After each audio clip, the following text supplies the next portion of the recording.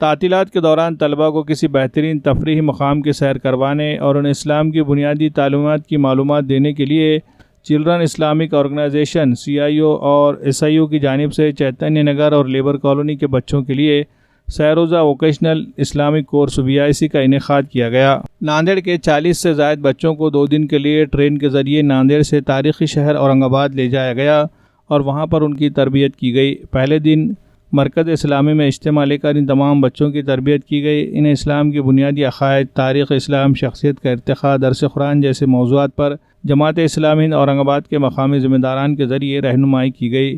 دوسرے اور آخری دن ان تمام بچوں کو اورنگ آباد اور خلد آباد کے تاریخی مقامات کی سیر کروائی گئی اور ان کے لیے مختلف کھیل مقابلوں کا بھی انعقاد کیا گیا۔